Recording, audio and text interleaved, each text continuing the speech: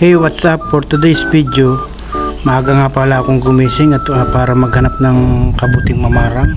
Punta nga pala ako ng gubat. Talaga namang hanap namin ng kasulok-sulukan wala kami makuha. Talaga namang ayan, nakakita pa kami ng lipa. Delikado ito. Sabi nga ng mga Hapon ay atapang ang damo. Matapang na ang tao, pati damo ay napakatapang pa rin. Suko ang Hapon. Ayan, talaga namang wala kami makita pati pako napag-interest na. Ayan, pako na lang ang aming kinuha. Wow! Walang pambihirang kabutihan at hindi namin mahagilap kung nasan bagay ang kabuti na yan. Inagahan na nga namin ang gising. Ayan, pati sili, nanguha na sa pitong ng sili. Ayan, nanguha na lang ng talbos ng sili. What? Hindi nga nagtrabaho para makakuha ng kabuti. Kabuting nakuha. Tama na sili, manok ang ulamin.